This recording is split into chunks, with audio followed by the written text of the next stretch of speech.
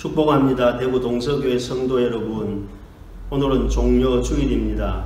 오늘부터 고난주간이 시작되는 날입니다. 오늘은 마가복음 11장 1절에서 10절 말씀을 가지고 필기시험 통과, 실기시험 합격이라는 제목으로 함께 말씀을 묵상하려고 합니다. 제가 말씀을 봉독하겠습니다. 그들이 예루살렘에 가까이 와서 감람산 벳바게와 베다니에 이르렀을 때에 예수께서 제자 중 둘을 보내시며 이르시되 너희는 맞은편 마을로 가라. 그리로 들어가면 곧 아직 아무도 타보지 않은 나귀 새끼가 매여 있는 것을 보리니 풀어 끌고 오라. 만일 누가 너희에게 왜 이렇게 하느냐 묻거든 주가 쓰시겠다 하라. 그리하면 즉시 이리로 보내리라 하시니 제자들이 가서 본즉 나귀 새끼가 문 앞 거리에 매여 있는지라. 그것을 푸니 거기 서 있는 사람 중 어떤 이들이 이르되 나귀 새끼를 풀어 무엇 하려느냐 하매 제자들이 예수께서 이르신 대로 말한데 이에 허락하는지라. 나귀 새끼를 예수께로 끌고 와서 자기들의 겉옷을 그 위에 얹어 놓음에 예수께서 타시니 많은 사람들은 자기들의 겉옷을 또 다른 이들은 들에서 벤 나뭇가지를 길에 펴며 앞에서 가고 뒤에서 따르는 자들이 소리 지르되 호산나 찬송하리로다. 주의 이름으로 오신 이여 찬송하리로다. 오는 우리 조상 다윗의 나라여 가장 높은 곳에서 호산나 하더라. 아멘. 어느 집에 구석진 곳에 걸레 자루가 있었습니다. 이 걸레 자루의 주인이 어느 날 큰 돈을 벌어서 금으로 된 금부치를 가득 지고 와서는 걸레 자루에 가득 채웠습니다. 주인은 너무 기분이 좋아서 하루에도 몇 번씩 그 자루를 보면서 미소를 짓고 아주 친한 친구가 오면 그 금화를 자랑하고 또 친척들이 오면 이 금화를 어떻게 해서 벌었는지 소문을 내기도 했습니다. 그러자 구석진 곳에 늘 있던 그 걸레 자루가 금화가 담겨지는 순간부터 주인이 웃고 사람들이 왔을 때 자랑을 해야 되니까 이 걸레 자루는 자기가 귀한 존재가 된 줄로 알고 그때부터 걸레 자루가 건방지게 행동을 하기 시작했다는 겁니다. 그런데 어느 날 그 집에 도둑이 들어와서 금화를 다 훔쳐가버리고 말았습니다. 외출했다 집에 들어온 주인이 금화를 보려고 걸레 자루에게 가까이 갔을 때 금화가 하나도 없이 빈 자루만 남아 있었습니다. 화가 난 주인은 그 걸레 자루를 쓰레기통에 버렸다는 것입니다. 이 이야기는 러시아의 작가 이반 그르일로프라고 하는 작가가 쓴 우화 속에 나오는 하나의 이야기입니다. 오늘 성경에 보면 예수님께서 예루살렘으로 올라가셨는데 나귀 새끼를 타고 올라갔다고 기록하고 있습니다. 나귀 새끼가 예수님께 쓰임받는 이야기가 기록된 내용입니다. 그러면 왜 예수님께서 나귀 새끼를 타셨을까요? 늘 걸어 다니시거나 가끔 배를 타고 이동하셨는데 오늘 본문에는 나귀 새끼를 타고 예루살렘으로 올라갔을까? 유대 문화에서 본 이스라엘 백성들에게 나귀는 출애굽 때 짐을 지고 출애굽하는 이스라엘 백성들을 도와주는 짐승이었습니다. 출애굽기 34장에 기록되어 있죠. 그리고 유대인들은 왕족이나 귀족이 타고 다니는 짐승으로 생각했습니다. 특별히 이 나귀는 자기 주인이 제공하는 구유가 아니면 먹지 않는 습성이 있다라고 연구 결과가 나와 있습니다. 다시 말씀드리면 이 나귀는 주인하고만 잘 어울린다는 겁니다. 나귀는 주인에게만 순종한다는 이미지로 나귀 새끼가 등장하고 있는 겁니다. 그래서 이사야 1장 3절에 보면 소는 그 인자를 알고 나귀는 그 주인의 구유를 알건만은 나귀는 주인의 구유를 안다라고 기록하고 있습니다. 이처럼 예수님이 나귀 새끼를 타고 예루살렘에 올라가셨다는 의미는 바로 주인과의 관계가 친밀하다는 것을 보여주고 있습니다. 우리 인생의 주인은 예수님인 줄로 믿습니다. 인간의 생사 화복을 주관하는 주인도 우리 하나님이 되심을 우리는 마음으로 믿어 입으로 시인하는 고백이 있어야 할 줄로 압니다. 사랑하는 성도 여러분, 운전면허시험은 필기시험을 통과했다고 면허증이 나오는 게 아닙니다. 실기시험에 합격해야만 운전면허증이 나옵니다. 갈릴리 바닷가에서 예수님이 필기시험 문제를 냈지요. 많은 어부들이 있었지만 마태복음 4장 19절에 보면 말씀하시되 나를 따라오라 내가 너희를 사람을 낚는 어부가 되게 하리라 하시니 기록합니다. 그리고 마태복음 4장 21절에 보면 거기서 더 가시다가 다른 두 형제 고 세베대의 아들 야고보와 그의 형제 요한이 그의 아버지 세베대와 함께 배에서 그물 깁는 것을 보시고 부르시니 했습니다. 이것까지는 결국 예수님이 제자들을 부르시는 것은 이론 시험과도 같습니다. 그런데 그 뒤에 보면 예수님이 제자들을 부르셨을 때 그 어부 제자들 가운데 예수님의 실기시험을 통과한 사람들의 명단이 나와 있습니다. 마태복음 4장 20절에 보면 그들이 곧 그물을 버려두고 예수를 따르니라. 버려두고 예수를 따르는 것은 어부 생활에서 예수님의 제자로 부름받는 실기시험에 통과한 사람들입니다. 그리고 마태복음 4장 22절에 보면 그들이 곧 배와 아버지를 버려두고 예수를 따르니라. 예수를 따른다는 것은 바로 이 어부들이 실기시험을 통과했다는 이야기입니다. 지난 주간부터 우리 교회 교역자들 4명이 한쪽 팔목에다가 이런 팔찌를 또는 고무밴드를 끼고 다니고 있습니다. 그 이유는 밴드를 끼는 순간부터 가정이나 교회나 우리의 목회나 일상생활 속에서 불평 없이 살아보기 21일 프로젝트입니다. 무슨 이야기냐 하면 왜 하필이면 21일이냐? 암탉이 계란을 품고 있으면 21일 뒤에는 병아리가 되어서 나옵니다. 그래서 우리가 목회자들이 먼저 어떤 상황 속에 있다 할지라도 범사에 불평하지 않고 한번 살아보는 것을 21일 동안 한번 성공해보자는 취지에서 우리 부교역자들과 함께 4명이서 손목에 고무밴드나 팔찌를 끼고 있습니다. 우리가 살아가다가 나도 모르게 입에서 불평이 나오면 이 밴드를 오른쪽으로 옮겨야 됩니다. 왜? 불평했기 때문에.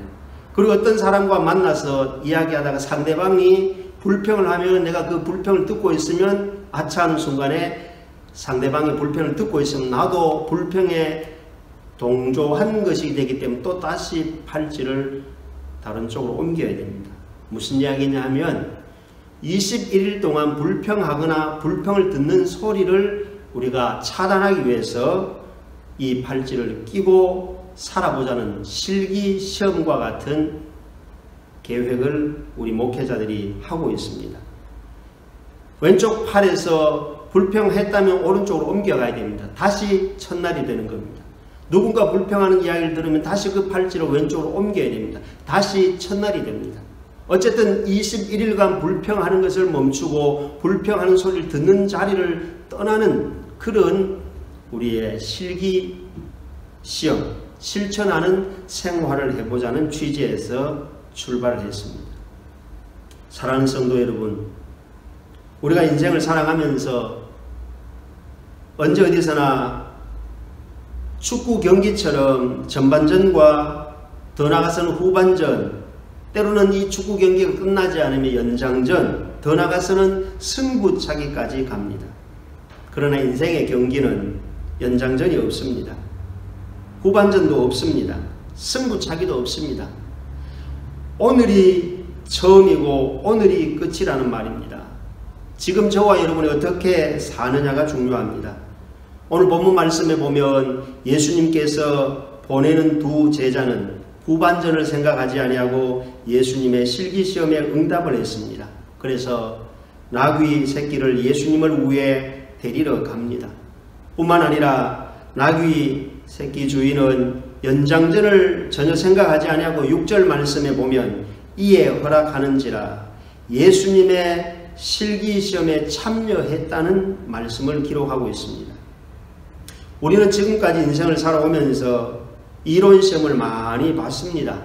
성경을 알고 성경을 공부하고 말씀을 암송하고 하나님의 진리의 말씀을 가슴에 새기고 또는 성경 구절 카드를 뽑고 간직하고 들고 다니기도 합니다. 이런 모든 일련의 삶은 저와 여러분의 삶 속에 이론 시험을 보는 것과도 같습니다. 어쩌면 오늘 2020년 고난주간을 시작하지만 지금까지 우리는 수많은 고난주간을 보내는 이론 시험을 다 거쳐왔습니다. 그러나 이제는 실기 시험을 보아야 할 때입니다. 이론 시험을 통과하고 난 다음에 실기 시험에 참여해야 합격증이 나옵니다. 믿음의 합격증, 신앙의 합격증이 우리에게 들어오는 겁니다. 구약성경 창세기 22장에 보면 아브라함이 모리아 산까지 아들과 같이 가는 것은 이론 시험일 뿐이었습니다. 창세기 22장 10절에 보면 손을 내밀어 칼을 잡고 그 아들을 잡으려 하니 칼을 아브라함이 손에 쥐고 이삭의 심장에 피를 내는 그 실천 단계에까지 가는 것이 바로 실기 시험이었습니다. 아브라함은 이론 시험만 통과한 것이 아니라 실기 시험까지 갔을 때에 하나님께서는 하나님의 사자를 보내셔서 아브라함아 아브라함아 손대지 마라 하시면서 하나님께서 이제야 네가 여호와를 경외하는 줄 안다고 하시면서 하나님께서 합격 점수를 주셨습니다.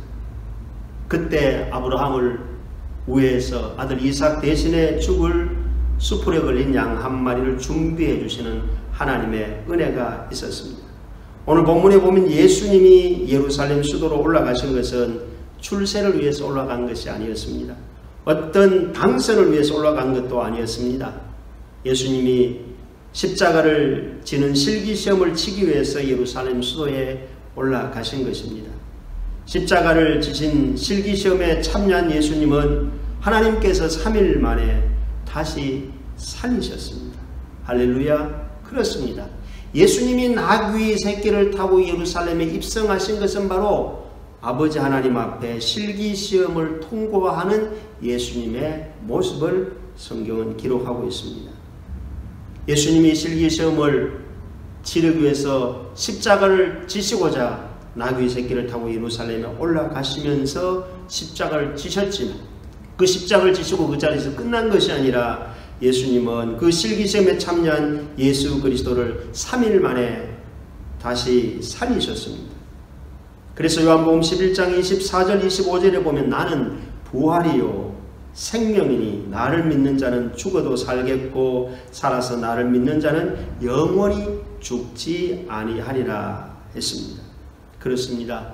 우리 예수님이 예루살렘에 나귀 새끼를 타고 올라가신 그 실기시험에 응했을 때 예수님을 다시 살리시는 하나님의 부활의 능력이 예수 그리스도를 통해서 첫 열매가 되셔서 오늘 저와 여러분에게 십자가의 고난 뒤에 부활의 영광이 있다는 것을 역사는 우리에게 증명하고 있습니다.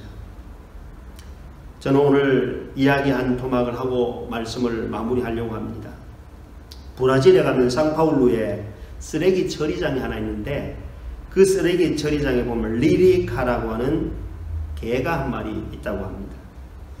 이 리리카라고 하는 개가 쓰레기장에서 늘 생활하지만 먹이를 구할 때는 쓰레기장을 벗어나서 도심으로 간다고 합니다. 시내로 가면 많은 사람들이 이 리리카 개에게 먹이를 줍니다. 그럼 이 리리카는 사람들이 주는 먹이를 다 먹는 것이 아니라 반만 먹고 반은 남긴다는 겁니다. 그래서 양이 많아서 그런가 보다 해서 사람들이 양을 줄여도 반만 먹고 양을 많이 주어도 이 리리카 개는 반만 먹고 반은 입에 물고 어디론가 간다는 겁니다. 그래서 이상이 여긴 루시아라고 하는 한 사람이 그 리리카 개가 먹이를 반 먹고 반을 입에 물고 가는 것이 신기해서 바구니를 하나 만들어주고 그 바구니에다 먹을거리를 채워주면 이 리리카가 바구니에 먹을거리 반을 입에 물고 쓰레기 처리장이 있는 곳으로 간다고 합니다. 그리고 거기 가면 어디서 나타나는지 고양이와 온갖 종류의 강아지 떼들이 리리카가 물고 있는 그 바구니 안에 있는 먹거리를 먹기 위해서 몰려온다는 이야기입니다. 리리카는 친구 동물들을 위해서 매일같이 그 먼 거리 왕복이 6km라고 합니다. 그 6km를 오고 가면서 자기가 먹을 것을 다 먹지 않고 반을 남겨서 친구 동물들에게 먹인다는 겁니다. 미불도 이렇게 자기 배만 채우지 아니하고 이웃 동물을 생각하는 아름다운 이야기입니다. 사랑하는 성도 여러분, 주님은 오늘 저와 여러분을 살리기 위해서 2020년을 지금까지 걸어오셨습니다. 우리 또한 마음만 있다면 얼마든지 주님의 말씀처럼 두 번째 큰 계명인 이웃을 내 몸과 같이 사랑할 수 있는 아름다운 그리스도인으로서 이 고난주간을 맞이했으면 좋겠습니다. 오늘 우리는 이 말씀을 보면서 나를 살리기 위해서 나귀의 새끼를 타고 예루살렘에 올라가신 예수님, 십자가를 지고 나를 살리기 위해서 부활의 첫 열매가 되신 예수님, 그 예수님은 하나님의 능력에 의해서 우리의 죄를 위하여 그리스도께서 고난당하시고 3일 만에 부활시키셨습니다. 그렇습니다. 우리는 살리시는 하나님, 살아계신 하나님을 믿습니다. 아브라함과 이삭을 살리신 하나님이 오늘 저와 여러분의 하나님이십니다. 오늘 우리가 하나님의 말씀에 온전히 순종하고 나아가면 결국 경제도 살리실 겁니다. 우리의 몸의 세포도 살릴 것입니다. 흔들리고 있는 우리의 가정을 세우실 것입니다. 뒤뚱뒤뚱하는 우리 민족을 하나님이 살리실 겁니다. 언제 말입니까? 나귀를 탈 때입니다. 여러분, 나귀를 탄다는 것은 바로 순종하는 것을 의미하는 겁니다. 순종은 오늘 본문의 나귀 주인의 모습을 통해서 볼 수가 있습니다. 그 나귀 주인은 예수님이 제자들을 통해서 나귀 새끼를 풀어오라고 주님이 말씀하셨다고 하실 때 그 나귀 주인은 고삐를 풀어주었습니다. 우리는 이 말씀을 들으면서 2020년 이 고난주간에는 세 가지 고삐를 푸는 순종의 삶이 있었으면 좋겠습니다.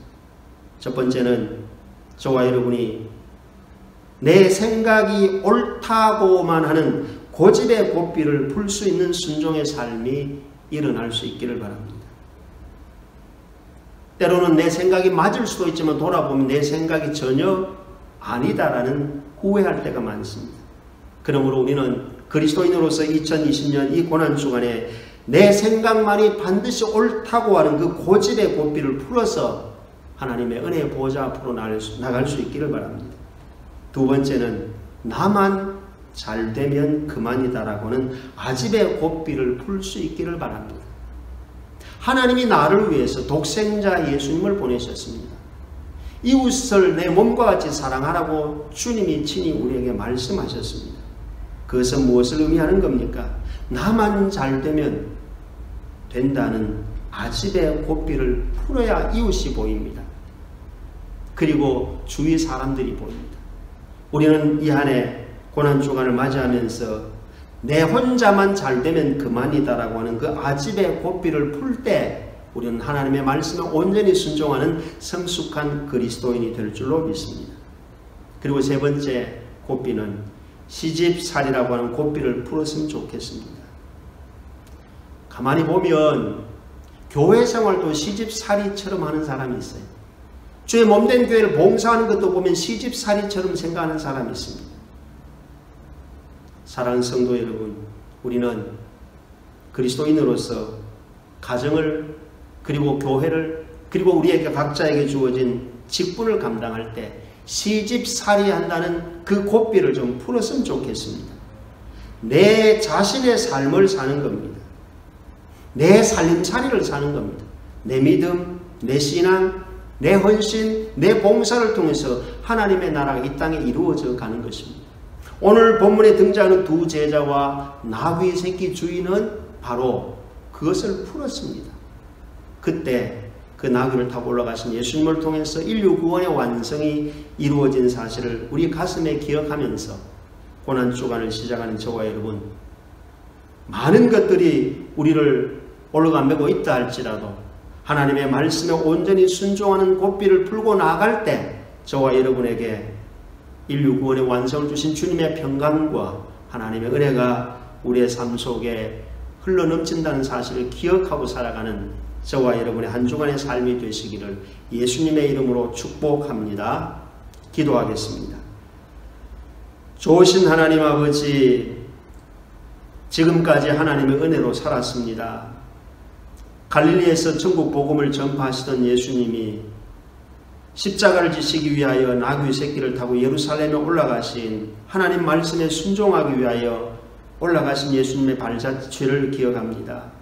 우리가 입으로만 주여하는 이론 시험만 치고 있을 것이 아니라 아버지의 뜻대로 행동하고 순종하는 실기시험을 통과하여 자라에도다 착하고 충성된 종아, 주님이 인정하시는 그 합격 점수에 도달할 수 있는 믿음과 순종의 은혜가 우리 모든 성도들에게 일어나게 도와주셔서 지금 코로나로 말미암아 전 세계가 힘들어하고 대한민국이 힘들어하지만 우리 주님 말씀에 온전히 순종하는 성숙한 그리스도인의 삶을 통하여 우리의 발걸음 닿는 곳에 하나님의 사랑이, 우리의 손길 머무는 곳에 예수님의 그 은혜, 우리의 눈빛 가는 곳에 성령님의 위로함이 오고 갈 수 있는 복된 인생을 살아가게 도와주옵소서. 세상 끝날까지 항상 우리와 함께하여 주시는 예수님의 이름으로 감사하며 기도하옵나이다. 아멘.